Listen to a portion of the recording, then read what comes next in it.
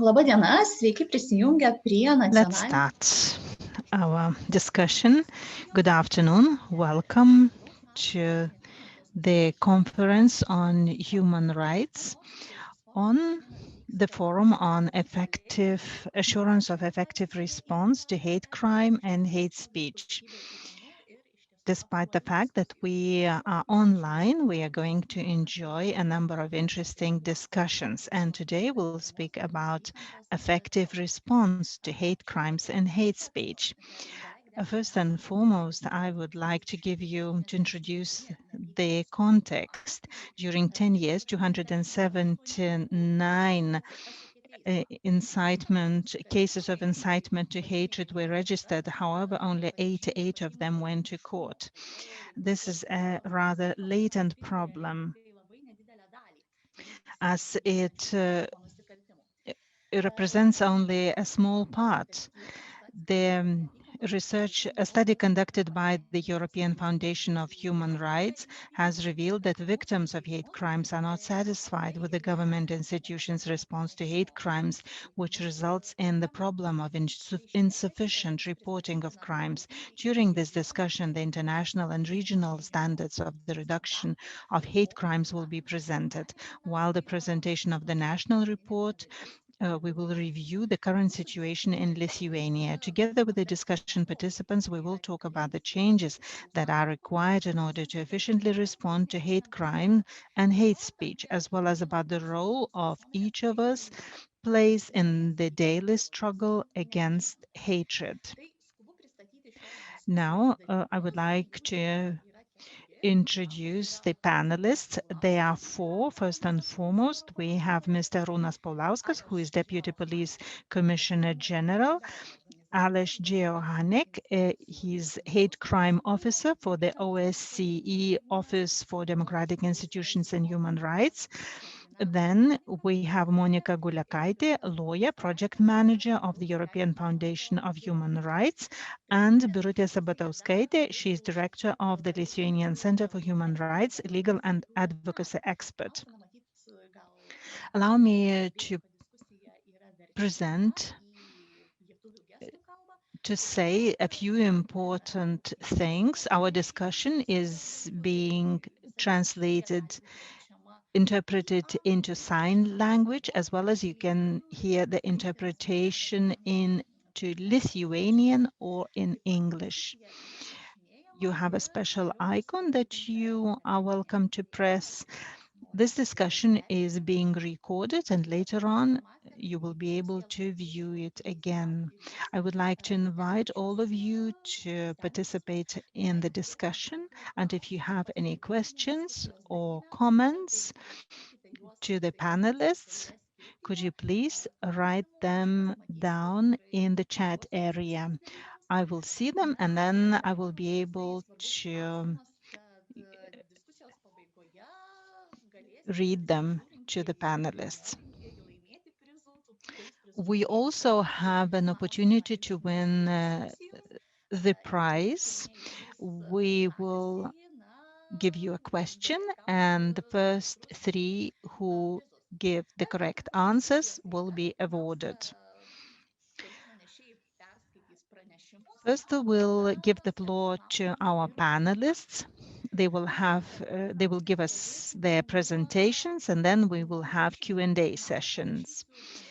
Now, I would like to give the floor to Monika Guliakaitė to read her presentation, which is called Hate Crime and Hate Speech. Sveiki visi, nors nematom jūsų. Good afternoon, everyone. Despite the fact that we don't see you, we are very happy that you have connected. I am Monika Guliakaitė, European Foundation of Human Rights Project Coordinator. Today, I will speak about the review of situation in Lithuania in terms of hate crime and hate speech. We have performed the study funded by the EU. It's called the Police School, and later on it was renamed We All. The project was performed in 2019-2020. The aim was to identify the main obstacles obscuring the work of law enforcement officials. also to determine the main reasons why the victims do not file their complaint with the police. I will start from hate speech. The study revealed that the EU member states have no unique regulation. This is the prerogative of the member states. In Lithuania, we do not have any specific article. It is under the Article 117 of the Criminal Code, and it's called incitement against any national, racial, ethnic, religious, or other groups of persons, and also it is applied on the incitement of hatred online. It covers the actions of taunting and discriminating against a person because of age, sex, sexual orientation, disability, racial ethnicity. In the beginning of the year, the Prosecutor General approved the new methodical recommendations on the actions and organization of investigation regarding hate speech and hate crimes. So it was defined for the first time. Very briefly, on the law, on the practice of courts, we would like to mention a few criterion when addressing the problem of hate speech. And the first one is that there is no direct danger.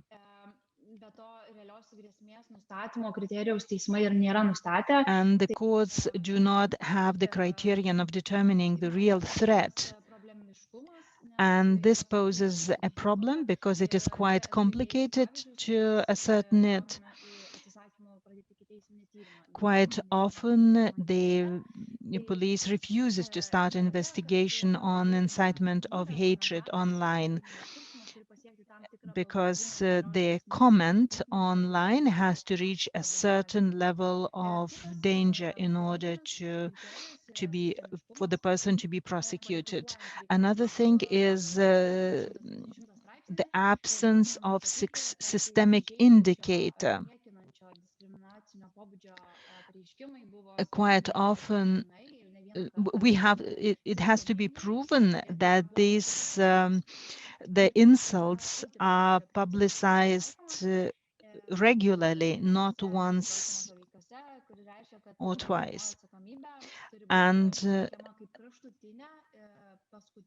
the criminal sanctions have to be understood as the final recourse action. We would like to speak about specific problematic aspects. The law case is not the same, and there is a different treatment when in carrying out pretrial investigations. The criterion of real threat quite often is interpreted as real consequences, and the European Court of Human Rights has drawn attention of Lithuania to certain problems in one specific case, and this case will be presented by lawyer Dovilė Murauskienė. There is another problematic aspect, that is the phenomenon of impunity. We see that persons inciting hatred are not punished because there's no intermediate version of addressing this crime. and these persons continue inciting hatred online. Now I would like to move on to dealing with problem of hate crimes. They are regulated in the penal code, in the criminal code of the Republic of Lithuania. I'll mention a few of them. This is incitement of hatred against certain groups of people, discrimination, establishment of groups or organizations, as well as supporting international crimes. And quite often we see that the crimes of hate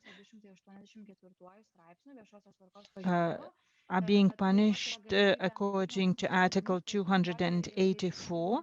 However, the crimes of hate are considered as aggravating circumstance.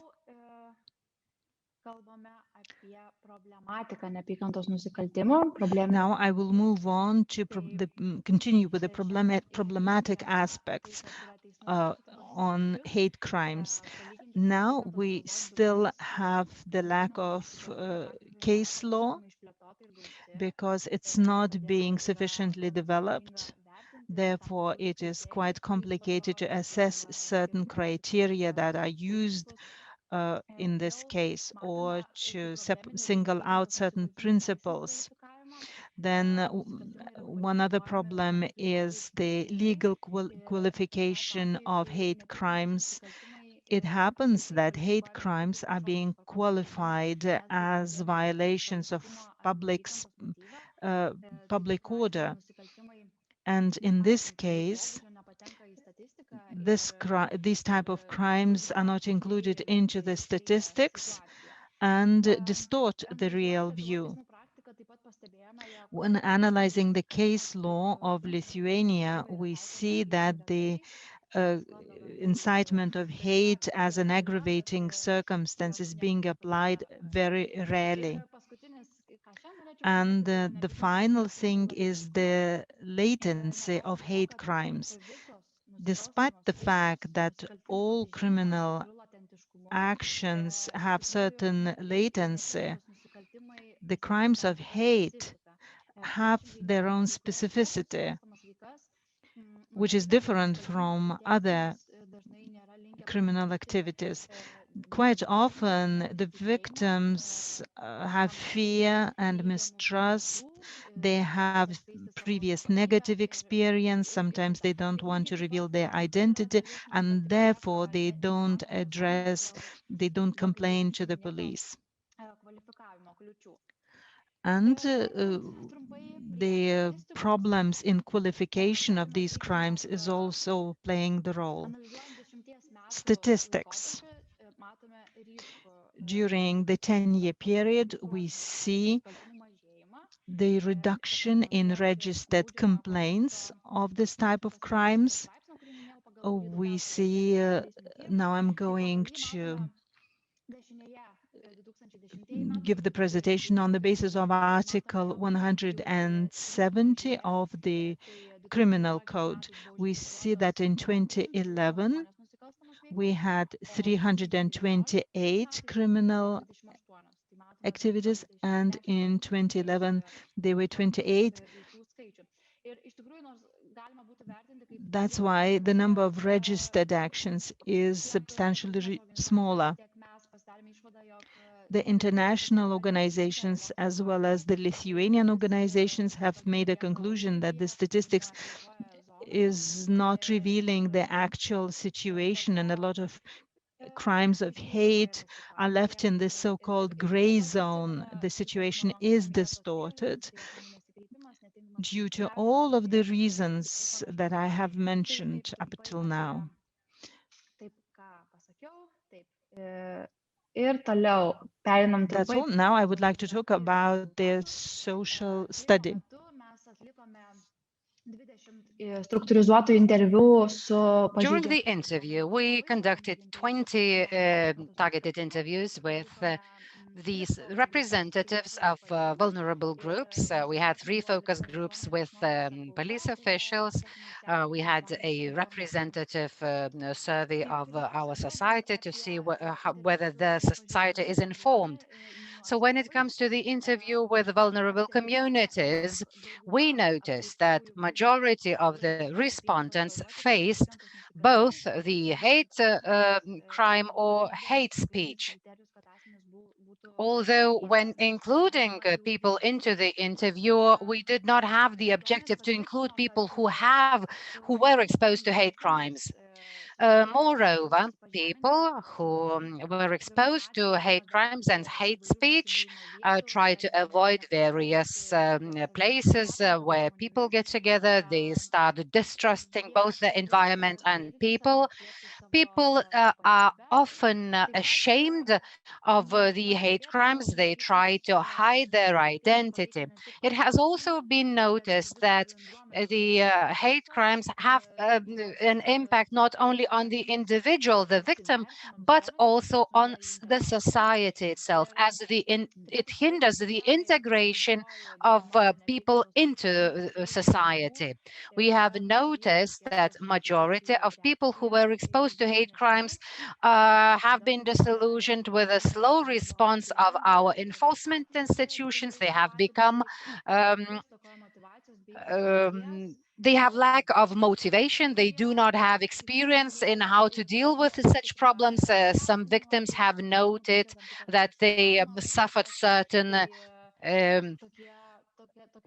blaming from the side of enforcement officials. So these tendencies show that victims tend to avoid reporting those crimes to relevant institutions. When it comes to our focus groups with law enforcement officials, we noticed that police officers and prosecutors attach different significance to hate crimes. Prosecutors stressed the vulnerability of people who were exposed to hate crimes and to their special needs, while police officers were tend to regard hate crimes as the just ordinary crimes with no specific features. Well, on the one side, we might think that those offenses were treated equally, but the organizations that work with society members have noticed that usually law enforcement institutions usually do not understand that certain groups require greater protection due to their special needs. Also, there is a lack of unified approach to identifying hate crimes, to responding to hate crimes, because police officers must have the criteria. We have also noticed that law enforcement officials note of their own lack of experience, because they don't know where to take the victims to. They do not know about the specialized centers for victims of hate crimes and hate speech. So we do lack such centers. As law enforcement officials noted, there are many organizations that bring together different communities, but there is a lack of targeted approach. Also, law enforcement officials said that administrative liability for incitement to hate would be very effective, but it would be rather difficult to implement due to various problems related to the persecution of offenders who committed hate crime. When it comes to the public poll that has been conducted on our part, so 71% of the respondents noted that they trust law enforcement institutions, that they would report the crime or the offense if they were exposed to it. In 2019, the Ministry of the Interior also carried out a survey which revealed that 72% of society trust in the police. But it also should be noted that 1/3 of the population do not trust law enforcement institutions and have no intention to report crimes to them. 72% said that they have 32% said that they do not have enough knowledge of hate crimes and they don't know where they would have to report such offenses. 4 out of 10 respondents are not able to recognize situations that are related with hate crimes and hate speech.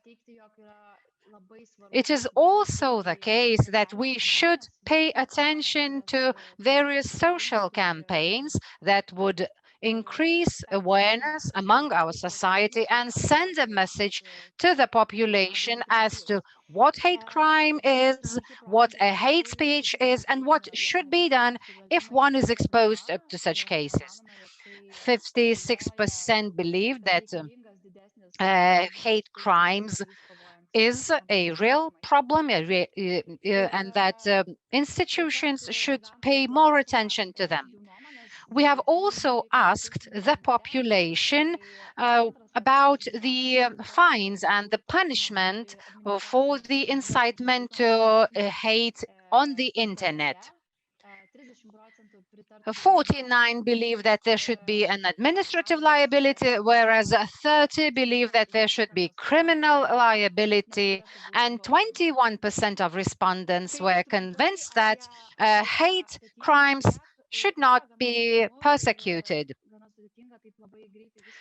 Well, I found it very difficult to compress the information that I wanted to share with you, but we have prepared quite an extensive review.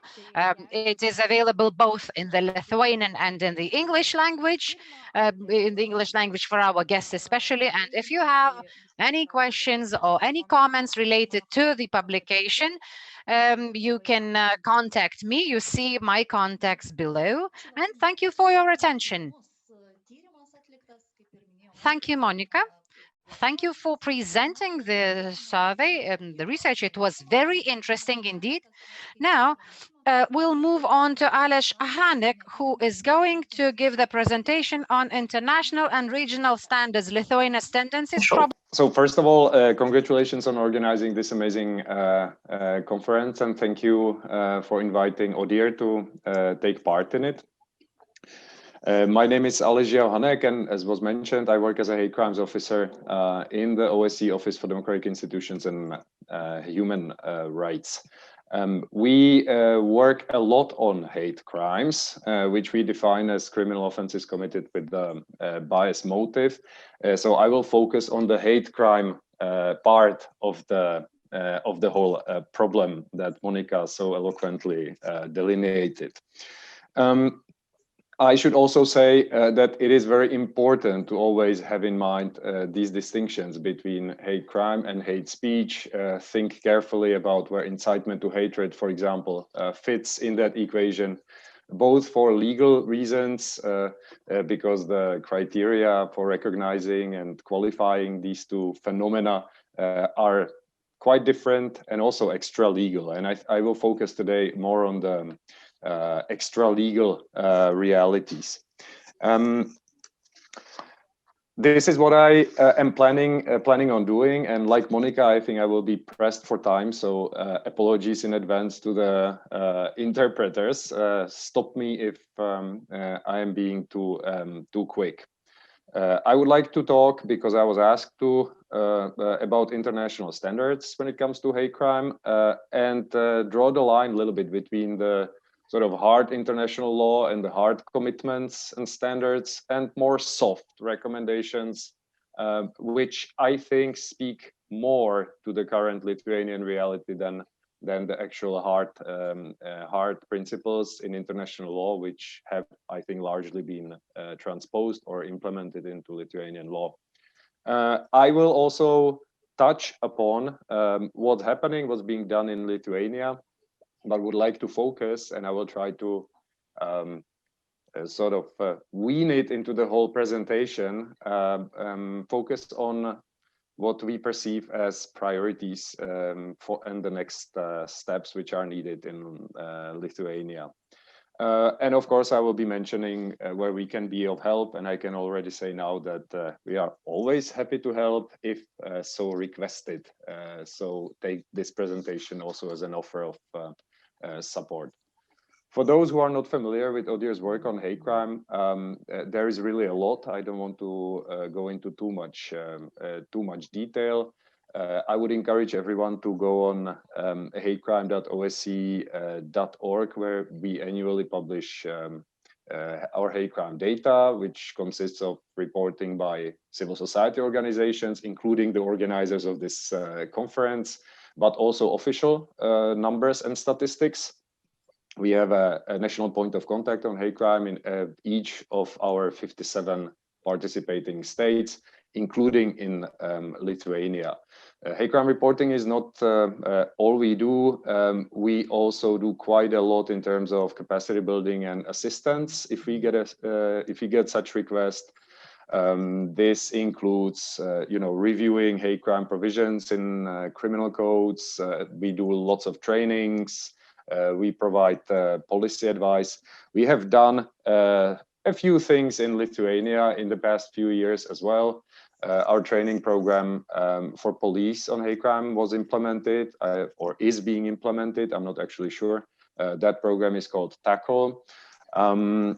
We also conducted together with EU Fundamental Rights Agency back in 2018, I think very good workshop with a bunch of very committed professionals from government and civil society alike around hate crime data collection and recording, which resulted in a report with recommendations. And I will be talking about that a little bit more in my presentation. Okay, international framework. I don't want to go too much in detail, but what I already signaled earlier is that Lithuania does not seem to have an issue with actual hard international law. EU 2008 framework decision on combating racism and xenophobia by means of criminal law has been implemented. Courts can take into consideration, the emphasis is on can take into consideration the biased motivation of perpetrators of hate crime. All relevant forms of hate speech have been criminalized as well. So the EU Victims' Rights Directive has also been transposed and is being implemented. And there's obviously there's other standards. There's international, there's CERT, there's International Convention on Elimination of All Forms of Racial Discrimination, for example. UNODC collects some information around hate crimes, etc. I'm not listing all of them here, and that's because I want to focus on the softer stuff. For example, I'm not sure to what extent everybody knows about the guidance that the European Commission is providing around hate crimes. They have issued, I think last year or 2 years ago, a guidance that interprets the framework decision and breaks it down to operational level. This is where you will find, coming from the EU Commission, you will find instructions on how this framework decision should be implemented. It's a pretty inspirational piece of reading, and the Commission's DG Justice has also been issuing guidance around different thematic areas: training, victim support. This upcoming Monday, they are about to launch key guiding principles on encouraging reporting, which was also flagged as one of the problems in the previous presentation. So I wanted to just flag this, maybe have a look. My own organization, OSCE, which consists of 57 states that agree by consensus on certain commitments. These are not legally binding commitments, they are political. Nevertheless, states should be doing what they promise to do. And we also have a number of decisions that deal with hate crimes. The commitments there are fairly technical, ranging from having specific laws on hate crime, ensuring that perpetrators are punished with adequate sentences, that investigations and prosecutions are prompt and effective, that law enforcement and criminal justice officials are trained. There's something around collaboration between the state government and civil society, and also around support and assistance to hate crime victims. I will leave the European Court of Human Rights out for now, because I want to go back to it. And I also singled out the EU's Victims' Rights Directive. I think most of you are familiar with it. What it does for victims of hate crime is, first of all, it mentions the term. And it says that victims of hate crime are one of the categories of particularly vulnerable victims, which has consequences. That means they are entitled to certain increased, enhanced protection, and they should have their needs and risks assessed on an individual basis on first contact with the criminal justice system. These are pretty important points. I would add to this that in order to have hate crime victims, we first need to have hate crimes. And we have very few hate crimes in Lithuania. Or I should correct myself, we probably do have hate crimes, we just don't see them. And because we don't see hate crimes, we also don't see hate crime victims, which probably also means that these hate crime victims are not getting the adequate support as it is envisaged in the Victims' Rights Directive. I promised to go back to the European Court of Human Rights, and I will share the presentation with the organizers, so you know, nobody needs to take any notes here. European Court of Human Rights over the years has produced a number of judgments in hate crime cases. I know you will be discussing one of those later today. From those judgments, there's a number of principles that can be distilled. I listed them on the screen. I won't be reading all of them. I just flagged one. And that comes from a decision against Hungary, and it imposes a duty to assess bias indicators to identify hate crimes. So when Monika earlier spoke about the specific features of hate crimes that actually make them hate crimes, and how different attitudes police officers have to these specific features from the victims, this is maybe where we might be having a problem in Lithuania.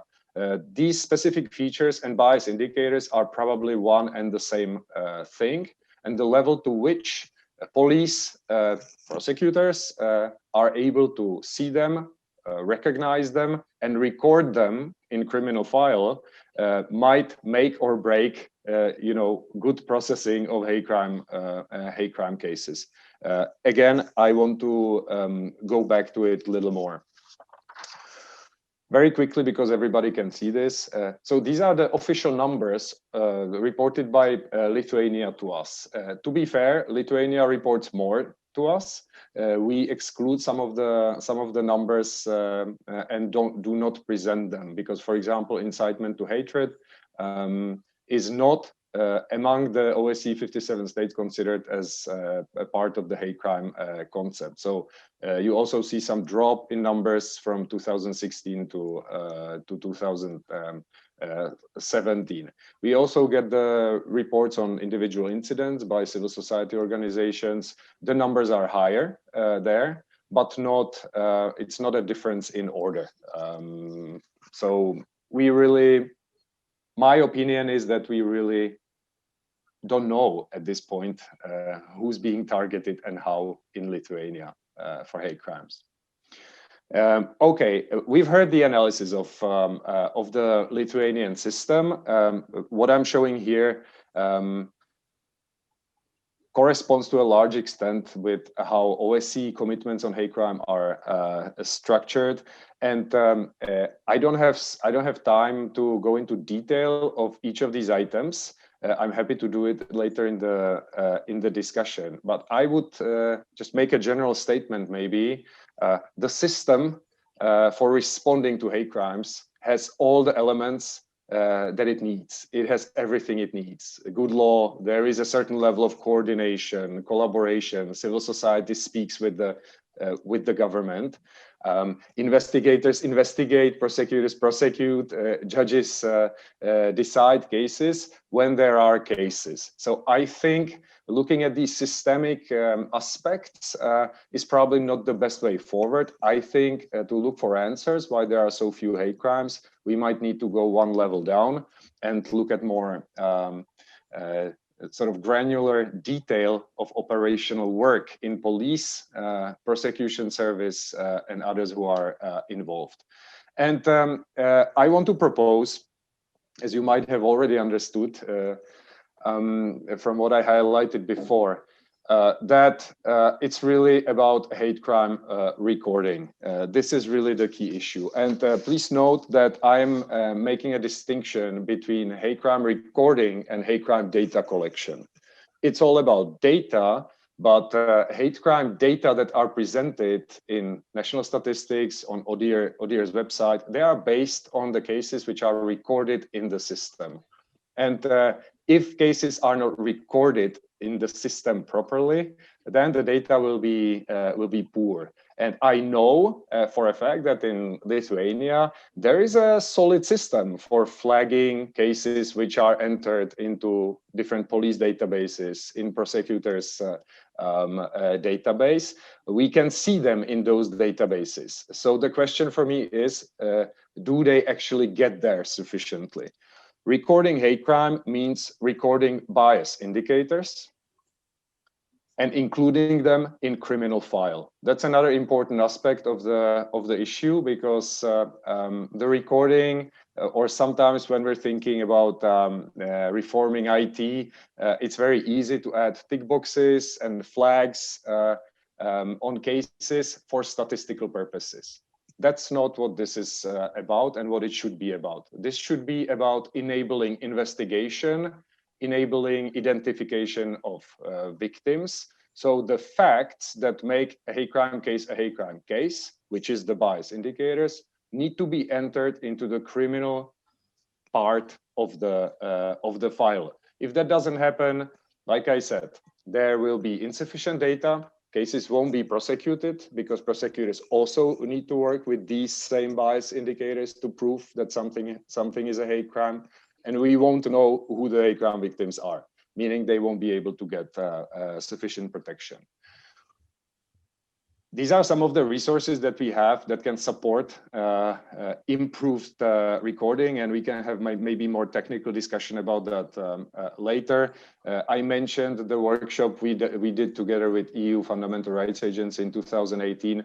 This was one of the key recommendations in the report. Strengthen recording of bias indicators, in addition to what's already being done, which is flagging cases as hate crimes, flagging bias motivations, etc. Okay, these are some of the areas of working well with hate crime data. I won't go into detail. I think I explained sufficiently what I think is the priority. And the second priority area, really victims of hate crime. Right now, we don't have that many victims, so this is a bit of a moot discussion. But once we start having victims of hate crime entering the criminal justice system, I would suggest that there is a really strong focus on several things, particularly in police. One of those things is treating those victims sensitively and with respect. Second fundamental thing is real, genuine individual assessment of needs of each of those victims, which should take into consideration, of course, the needs that hate crime victims have as a category.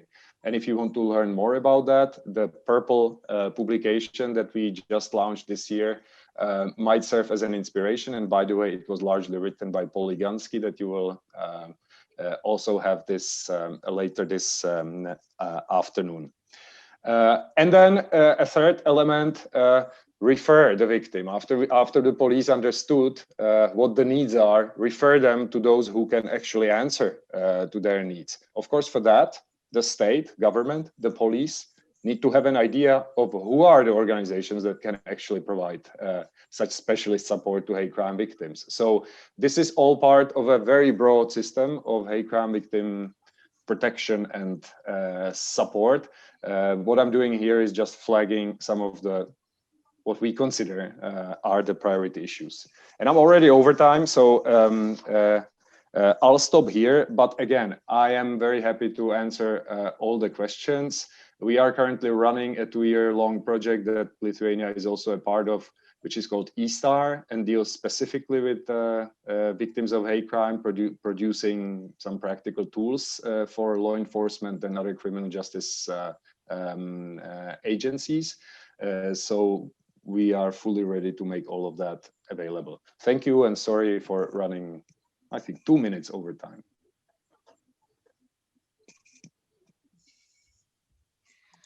Thank you very much, Mr. Hanek, for such an exhaustive presentation. And our last presentation in this panel discussion is going to be made by Mr. Paulauskas, and it is entitled Vision of Police in Dealing with the Problem of Hate Crime. And Arūnas Paulauskas is Deputy Police Commissioner General. Thank you for this opportunity to participate in this discussion and present police's vision on how to address these and other similar crimes and violations. Let me start from the statistics.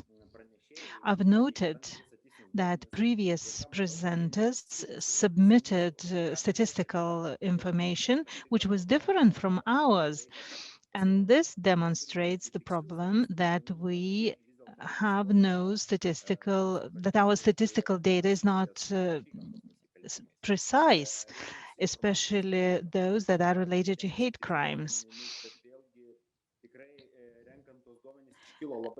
When collecting the data, we had a number of questions and doubts whether the numbers were exact. However, these numbers represent the trends. As of 2015, the number of pre-trial investigations regarding hate crimes went down.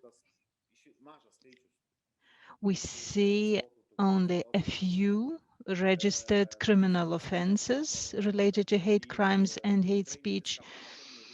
This demonstrates that a lot of cases go unnoticed.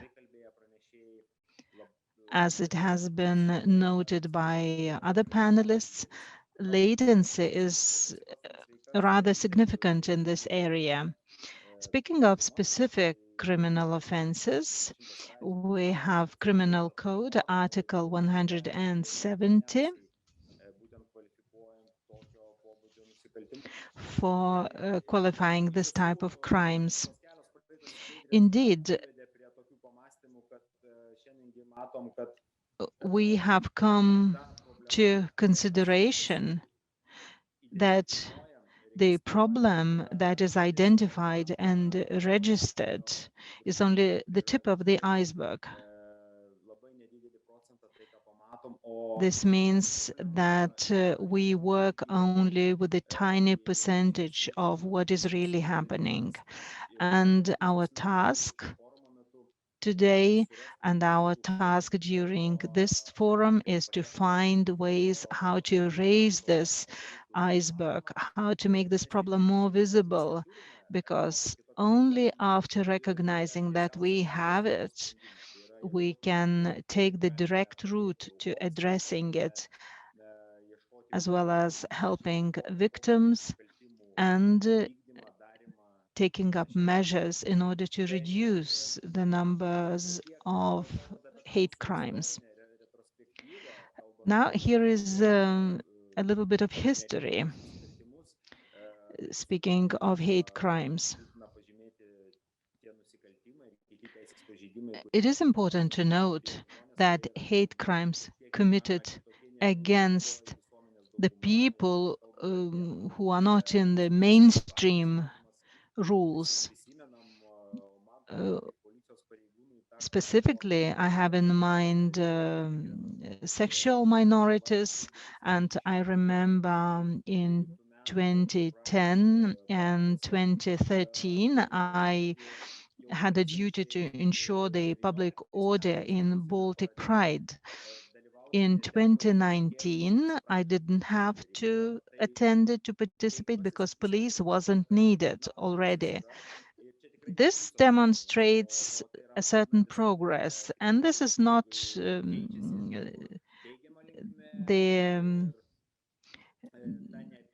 the credit is not to the police, but to the society that is changing and its tolerance is increasing. In 2010, we had a few hundred of participants, a few thousand of protesters, as well as a number of police officers who had to ensure the public space during the Baltic Pride. In 2013, we see in the central photograph, we see the famous politician.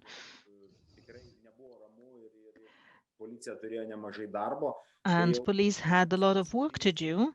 However, the last Baltic Pride was rather peaceful. There were fewer protesters. And we have realized that the risk went down. Today, we haven't spoken enough,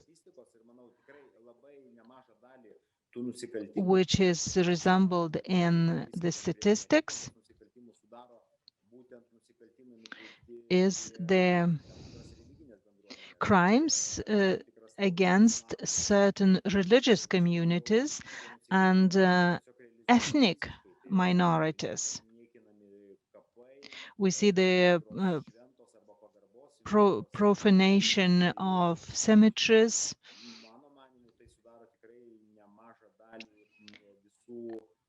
which constitutes a large number of all crimes, of all hate crimes. Indeed, it is worth mentioning that this latency is evident in this area as well. Sometimes people report on the crimes, however, it is hard for us to see the motives of the crime. When the crime is perpetrated in the cemeteries, we see that the people express their hatred.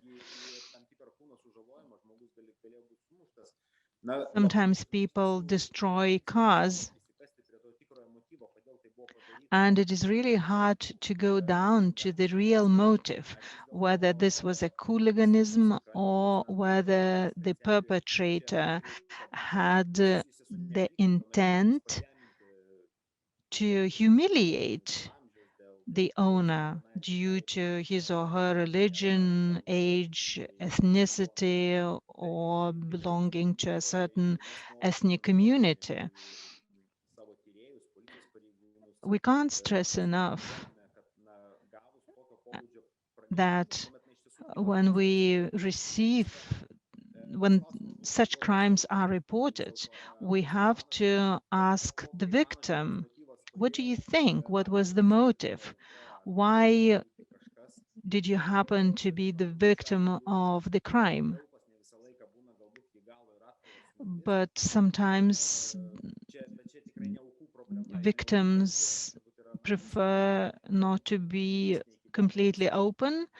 This could be due to the lack of trust in police. That's why sometimes victims are reluctant to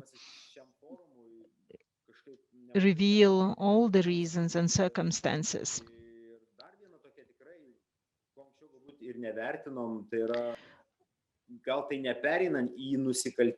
One other type of hate crime or a certain form of hate is hate directed to people who are different. Sometimes they are people with physical disability or mental disability, sometimes pensioners. And I didn't have to search for a long time online to find these examples. I think we really have a lot of space to improve in this area. Now I will refer the focus back to us, to police. And I would like to say that police is not exceptional. We are members of the very same community. And we have the same diseases as our society has.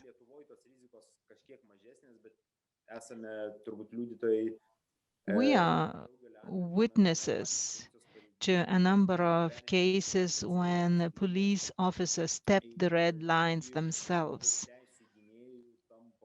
and become violators of human rights instead of being the defenders of human rights.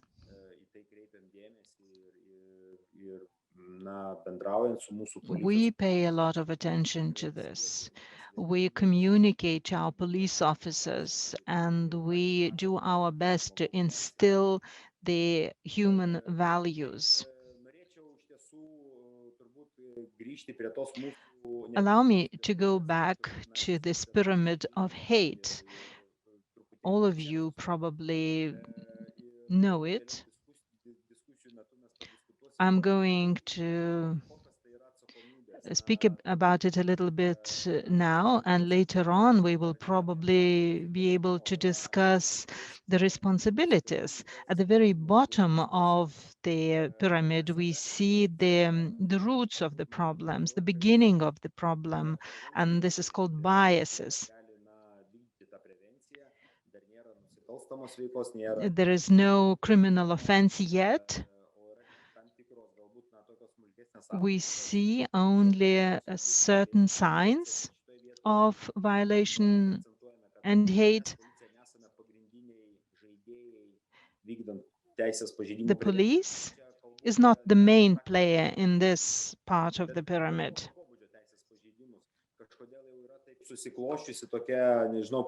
Speaking of any type of criminal offense, the people have the opinion that police is responsible for everything, but this is not the case. Here we see that educational establishments, non-governmental organizations, even the municipalities and families can and could have a huge role in preventing hate crimes. The role of the police is not the main one.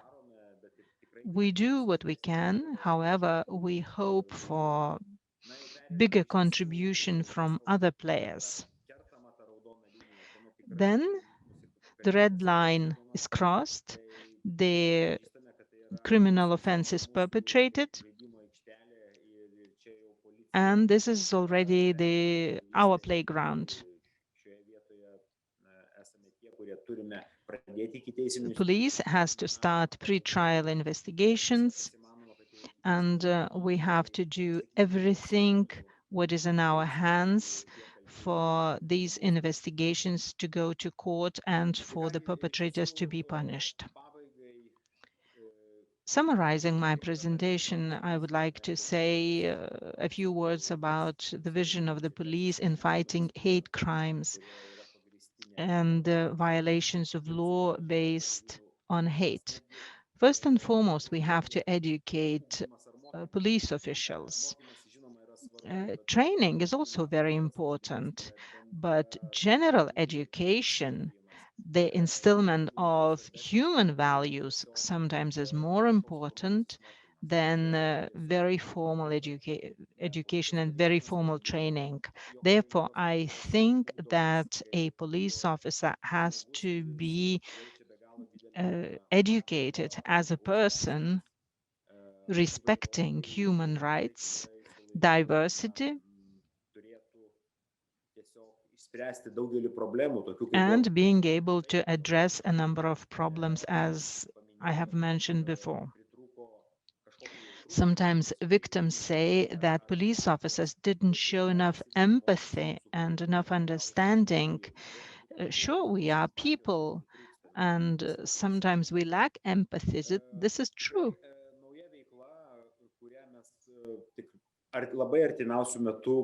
In the near future, we plan to launch a new activity, cyber patrol. Well, I'm not saying we haven't been working in this area up till now. We have been doing some cyber surveillance. However, we can have public, open presence of police officers online, where we could identify certain risks.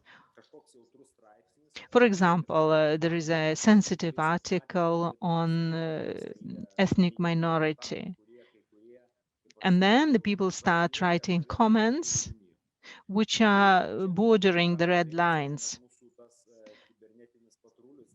And our cyber patrol officer could introduce himself or herself and warn the commentators. That could have a very preventive meaning, and we could prevent these hate crimes to happen. We will also improve our e-police. We'll make sure that it is very easy for people to report a crime, avoiding very formal registration. A person should be able to open a simple chat and write down a notice to the police if he or she sees something worrying that takes place. And we would like to encourage society to take advantage of e-police friendliness, user-friendliness, and report whenever something happens. It has already been mentioned that administrative responsibility is important. I think there's a gap in the legislature work, that the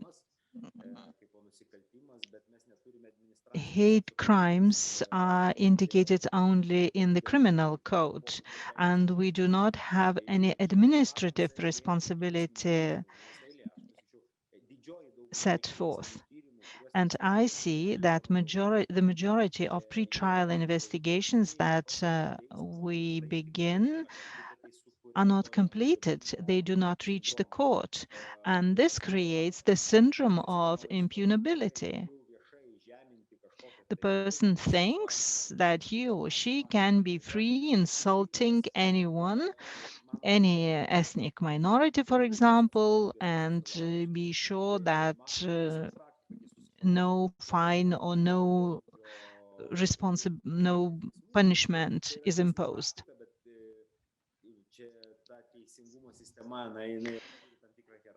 The case law and has certain hierarchy, and very often this type of cases are completed before reaching the court, and we need to find ways to discipline the perpetrators. And we are going to initiate the amendment of the administrative code for it to include certain forms of hate crimes so that we could easily punish the perpetrators. And I specifically refer to hate speech. Sometimes hate speech doesn't cause real threat, and therefore it is not considered to be as criminal offense, but it should be regarded as administrative offense. And the police have to have tools to identify this person and to make sure that the person is reprimanded or fined. And this would help to avoid this phenomenon of impunity. The limits of responsibilities should be clear. Where is police responsibility? Where is the responsibility of families or non-governmental organizations? We have to draw these limits in a more clear manner. Well, that's all.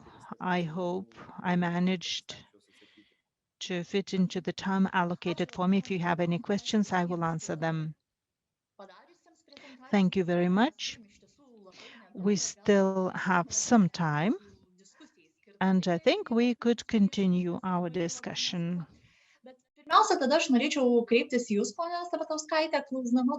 I have a question to Ms. Sabatauskaitė.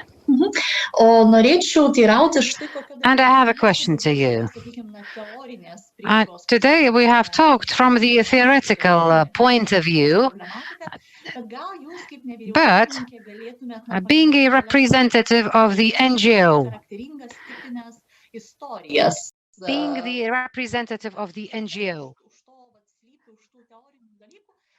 could you say what is behind those theoretical aspects?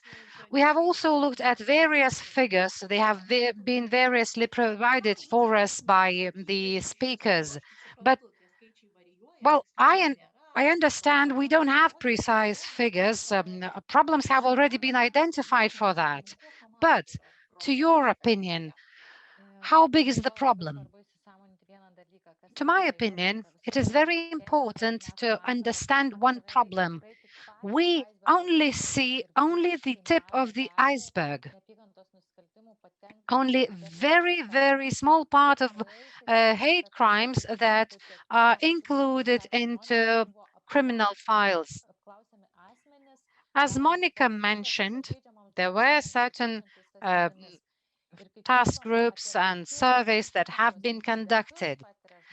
But when we talk about the incidents related to hate crimes, usually people say that this is verbal bullying to physical attacks. That is, attempts to hit, attempts to knock the person down, to knock a person who has a different skin color. People also mentioned in the surveys that they do not report such offenses to the enforcement institutions. But we have to understand one thing. If Roma people, if the Jewish people or the LGBT people say that they are exposed to verbal bullying almost every day, if we counted that, and if we, for example, took one single group that represents certain communities, we would have over 300 reports related to hate crimes a year. And this would give us a real picture. One more thing is that we have to realize that victims of hate crimes are exposed to stress. They also worry about their own security and that of their family. We have to understand that such attacks, such verbal attacks, are not directed only to one person, but to the entire community as well. And that entire community is exposed to fear. We now heard that people do not report such offenses, but they do not report for the reason that they do not trust force enforcement institutions and that they don't think that force enforcement institutions will proceed with their complaints.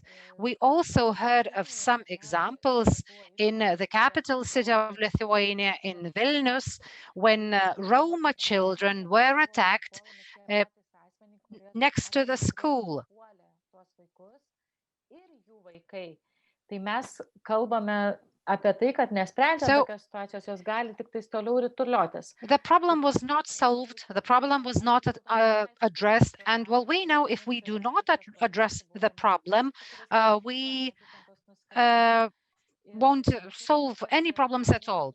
And would not agree with Mr. Hanek that it's rather everything okay with our criminal code, but well, we know that criminal crime, hate crimes are the crimes that are related to the active expression of hatred, but we also have to include bias. When we talk about hate crimes on the basis of sex or gender, we know that there are many cases of sexual harassment against women, because such crimes, such offenses could also be treated as hate crimes. When it comes to crimes on the basis of sex, they are also not treated as those relating to hate crimes. So we don't see the problem from the wider perspective. We have to address the problem, we have to speak about it, and today I am truly happy to see that, well, 10 years ago, we had to prove everyone that the problem of hate crime exists. Because prosecutors or police officers would usually tell us that there were no hate crimes as there was no statistics on that. And now we have the statistics. And I do agree with Arūnas Paulauskas that we have to take steps forward to improve what we do. Well, we do not have enough reporting because we don't have enough support institutions for those hate crime victims. There is also a lack of measures that could help victims feel safer during the proceedings in court. Victims are afraid to tell once again their story, to tell what happened. Some representatives of communities are afraid to go to court and to reveal their identity. This could be said about transgender people who are afraid of their identity being revealed. They might ask for the proceedings to be closed, but they are still afraid that some bits and pieces of information on their identity might leak to the society. Well, you looked on the position of Mr. Hanek, so I have the question to Mr. Hanek from one person.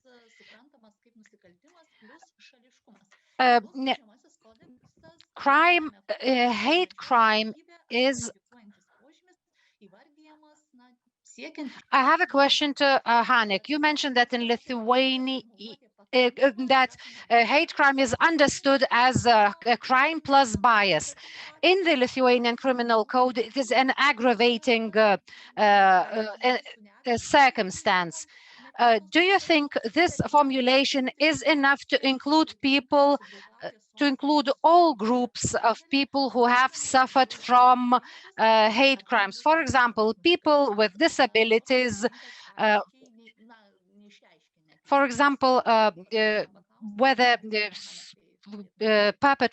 when we have perpetrators who are friends with a person who has some intellectual disabilities, and he might lure money from this person with intellectual disabilities. So could you explain more precisely what you think of this definition of hate crimes? Thank you. Sure. So this is a question about the conceptualization of hate crimes in Lithuanian criminal code, and also Birute spoke about that. What I meant is that the law is sufficient for addressing hate crimes in Lithuania. I think it has all the characteristics, protected characteristics that it needs to have. And it's also written, drafted reasonably well. Disability, of course, is included in the list of protected characteristics. Concept of association, which I think the person that asked the question was referring to, whether people associated with someone with an impairment can also be protected under criminal code. That should also be covered by that provision, as it is mandated by European Court of Human Rights case law, the concept of victim by association. But I think, you know, and also there are other provisions, right? The aggravating circumstance provisions is not the only provision. There are also some qualified forms of specific offenses, which actually this type of legislative technique is something that ODIHR normally recommends when we are asked to comment on a country's hate crime provisions, because the aggravating circumstance provision alone very often is overlooked, not seen by the police particularly. And when police don't see that type of provision, they don't collect the relevant information. Prosecutors cannot prosecute as hate crimes, and the whole process is kind of broken. So I think you do have a good combination of types of provisions. I think what Birute and also the person asking the question was alluding to is more about interpretation, guidance, and operationalization of these provisions. You know, questions such as what constitutes a gender-based hate crime needs probably to be translated from what's written in the criminal code into police practice or practice of prosecutors when they file charges. That issue with people with disabilities, that is exactly the same thing. And if you've noticed on my traffic light slide, there was also an item which was called guidance, operationalization, clarity of concepts. And if I'm not mistaken, that one was orange. It wasn't green. And this is precisely what I was referring to. So it's one thing to have the law on the books, and another thing to give it meaning, give it effect through operational work. And for that, that translation needs to happen. Ačiū, ponia Hanekai. Ir dar vienas klausimas iš žiūrovės. Thank you, Mr. Hanek. Now there's a question from another person. What should a person do who cannot speak or write the national language? Can such people have a mediator? Maybe Mr. Paulauskas or Madam Guliakaitė could answer the question. Being unable to write or not knowing the language is not the reason not to lodge a complaint and not to report the crime to the police. Well, sometimes it's good if this person have his legal representative, but in fact, so this is not a hindrance. Sometimes it is enough for us to hear verbal reporting. So the police officer simply listens, writes everything down, and initiates the investigation.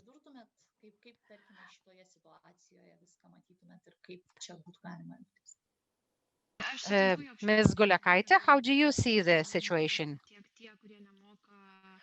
I do agree that people who cannot read and write, who cannot speak the national language, who have come from foreign countries, they can still apply.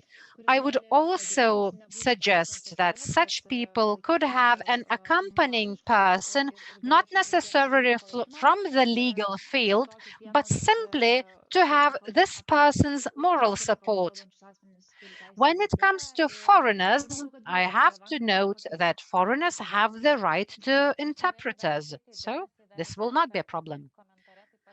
I'd like to draw your attention to one aspect. People, well, it seems that my video has been stopped. I don't know what is happening. I wonder whether you can hear me.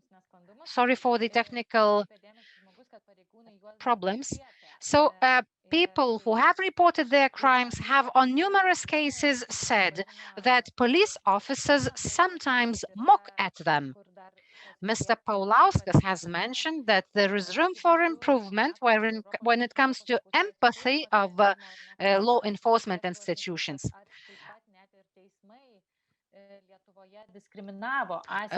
European Court of Human Rights has also ruled that the Lithuanian courts did not provide support and assistance to victims of hate crimes.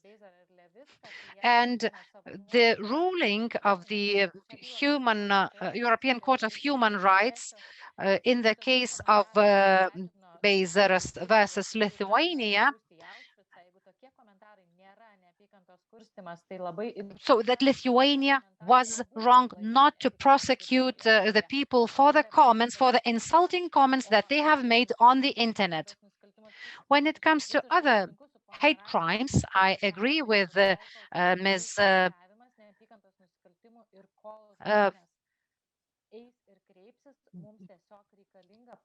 Monika, that we have to ensure that we have a financed system for support of hate crime victims. In Lithuania, we only have 3 NGOs that lack resources to get access to all the people and to inform people about the possibilities that it has.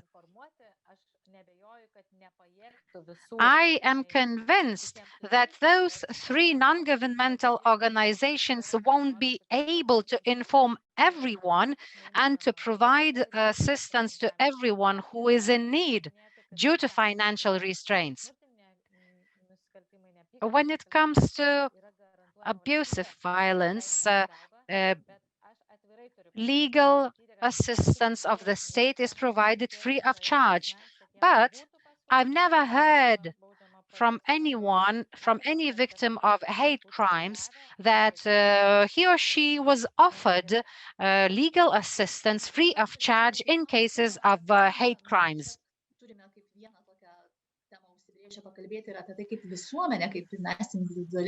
Well, I believe that we also, as a society, have to speak how can we contribute to addressing the problem. So I wonder, could anyone answer how society could identify those hate crimes? Because as it has been mentioned, the police themselves is sometimes unable to recognize them. So how can the society identify such crimes? And where is the boundary between the hate speech and freedom of speech? I understand that we understand all those aspects differently.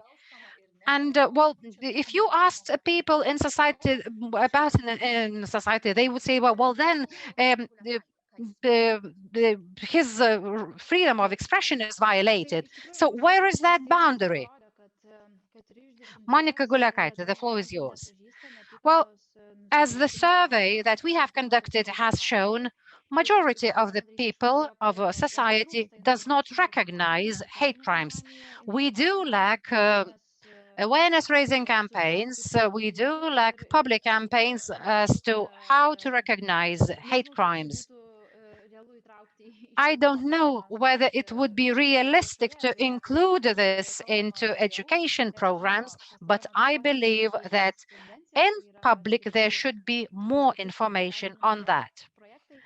There are institutions in Lithuania that implement various programs. We know that one project has been launched by the Lithuanian Equal Opportunities Ombudsperson's Office.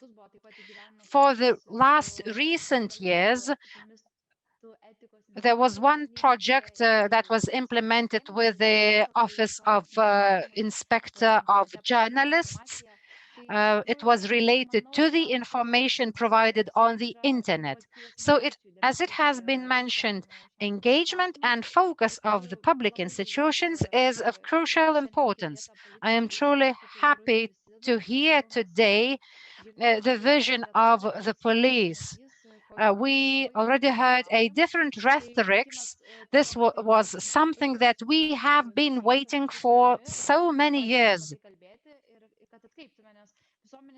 So it's crucial that we start talking about hate crimes and that we draw the attention of our society to hate crimes.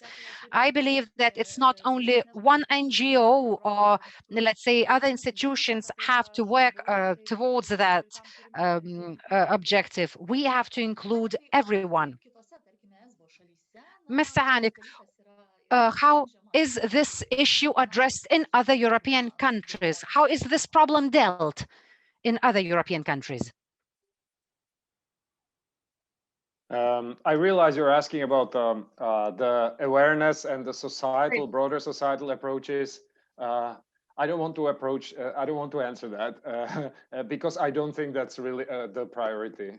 You know, awareness raising generally is a good thing. It is important. Society needs to have an understanding. But when it comes to a hate crime, this is a criminal offense that has been committed, and it's for the police when they see it to recognize it and record it as such and send it further down the criminal justice process. I think this also connects with that issue of underreporting that others were speaking about. You know, there are many reasons why victims don't report. I am convinced this is a very important one among them. The perception that police will record it as hooliganism or as simple vandalism, but not as a bias-motivated vandalism. So I really think the priority question is, what can police do to focus on the body of, to see the body of the iceberg as opposed to the tip of the iceberg? I really think this is the most important point. If police are able to register and make visible hate crimes, there will be more reporting, there will be more awareness in society, there will be more prosecutions. All of a sudden, there will be more issues around victims because there will be more victims. I also wanted to take the opportunity to apologize because I realized I didn't really answer the previous question about the law. I got lost in translation. I read it now, and it's a question about the formulation in the criminal code, which is in order to express hatred and how that's relevant for disability hate crime, for example, and probably other forms of hate crime as well. I don't want to go back to it, just to say, yeah, there are big theories behind different approaches to construing bias motivation. None of them is perfect. Probably some combination of approaches is important. And again, the way it's written, okay, it's written in some way, it has to be, but then how it's understood, how it's interpreted, and how it's operationalized can also make a difference. Apologies for going back to this. Okay. Aha, ačiū. Taip, ponia Paulauskai, dar jūs sudėkite visus taškus ant į, jūs prezentacijai savo pristatymę kalbėjote apie... Mr. Paulauskas, could you elaborate more on this issue? You have mentioned many things. So what are the priority areas of the police in dealing with this problem? As I have mentioned in my presentation, priority areas are rather simple: to educate our police officers, to improve their capability to identify such hate crimes, to evaluate such crimes, and to investigate them properly. So this is the priority number one. This is a joint work that should be done together with NGOs, and we also have to educate our society. As I have mentioned, our objective is not to investigate the crimes, but to do our utmost to prevent such crimes, or at least to reduce the number of hate crimes. So I believe that prevention is of crucial importance. Therefore, we should be starting with kindergartens, secondary schools, with families. We have to talk about the values that we have to enshrine into our generations. So these are the key points. And I also think that administrative liability for such offenses that do not cross the red lines should be introduced. Well, a prosecutor might say that a hate crime is not an offense because, let's say, a person has only expressed his own opinion. Maybe it was not in a very correct way, but still, I believe that some administrative liability should be introduced. Jūs klausėte tiesiog apie Ms. Sabatauskaitė, you would like to add something. As for recognition, if you have a question, what has happened to you or to your close one, whether it is a crime of hate, there is an online reporting platform. This assistance is provided by the NGOs, and you have to go to the following address: pranesk.manoteisės.lt, and you will find all the information on what is hate crimes and how to recognize them, because it is hard to recognize these crimes due to disability, especially if the crime is perpetrated against the person with disability, when making use of the person's weaker position. However, the crimes of hate take place in foster homes, in care homes,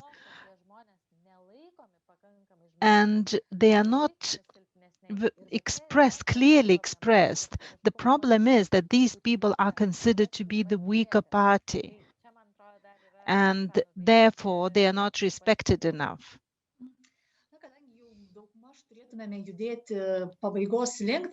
Since our time is almost over,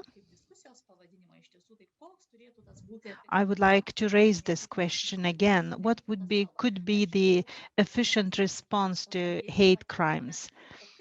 All of us have expressed a number of ideas, but how about summarizing it?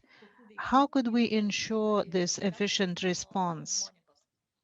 I would like to give the floor to Monika first. To my opinion, we have already listed out a number of ideas, and the public authorities play an important part here. The increasing awareness, public awareness is important.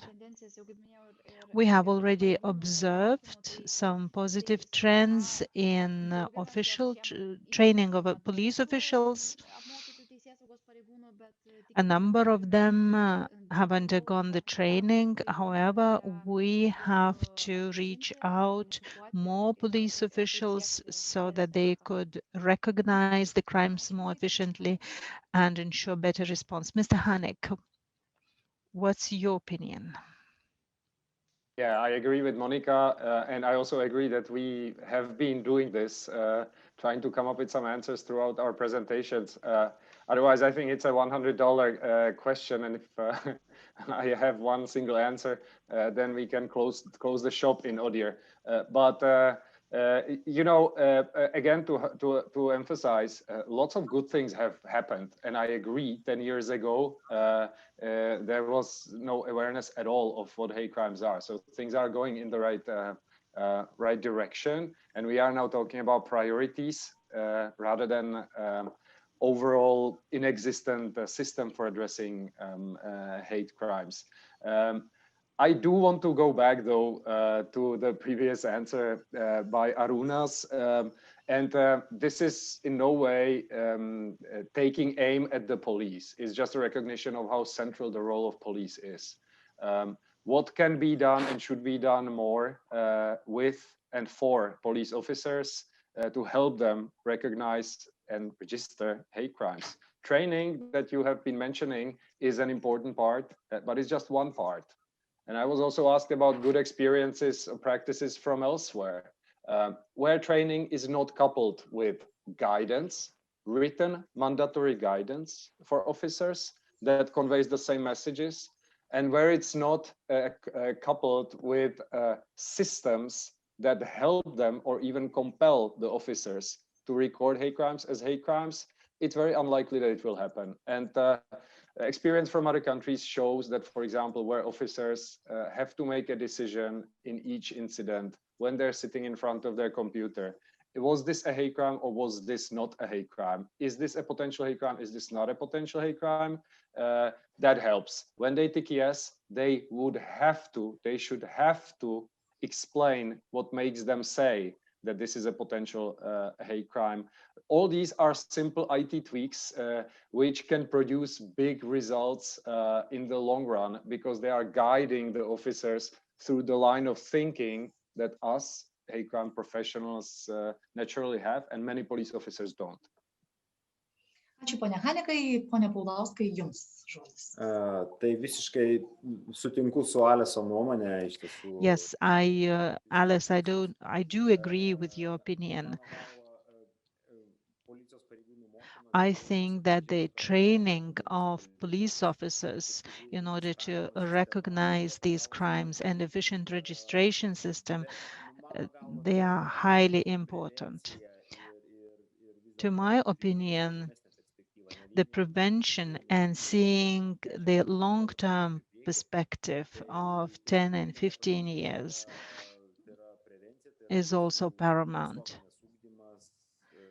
We speak not only about the prevention, but about educating society so that there are fewer crimes, and then it would be easier to work with them for everybody. Ms. Sabatauskaitė, indeed, you have said rightly, Alice, it's $1 million question. It is important to have proactive contacts of police and communities. It is important to speak about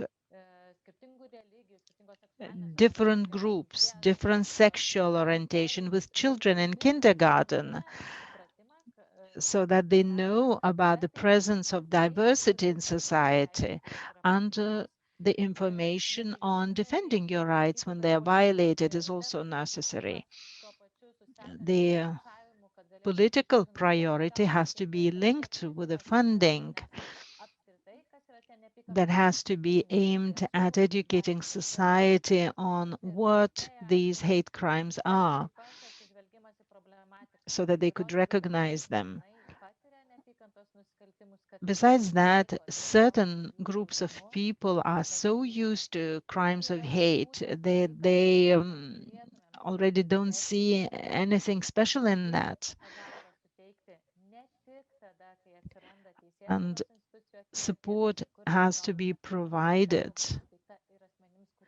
for persons who do not want to report the crime or who do not feel safe to report crimes. All of you who attend this discussion may contribute to reducing hate crimes. And I would like to urge everyone to fill in, to report the crimes on the website that I have mentioned before. I would like to thank all of you for attending the discussion, and I also have a question for you. The question is the following: what article of the criminal code is used most often for prosecuting the perpetrators of hate crimes? Thank you very much.